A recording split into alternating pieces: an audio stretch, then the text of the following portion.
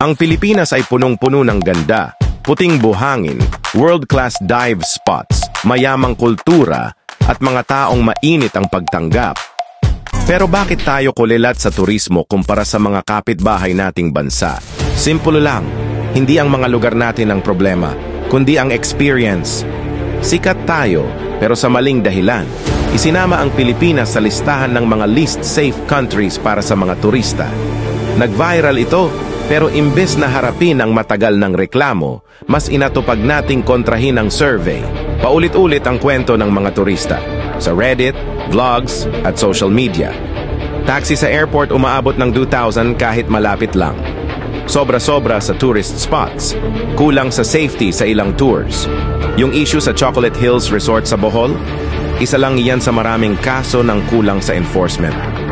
Paano tayo magiging ecotourism hub kung mismong protected areas natin binubuksan sa negosyo? Yung Love the Philippines campaign na naging katatawanan dahil sa foreign stock footage na ninakaw, hindi sapat ang magandang slogan. Kailangan natin ng liderato sa turismo na nakikinig, handang magbago, at inuuna ang solusyon kaysa sa paandar. Kung gusto nating bumangon, simulan natin sa katotohanan. Maganda ang Pilipinas, pero kailangan din gandahan ang sistema. Huwag nating sayangin ang tunay na yaman ng Pilipinas.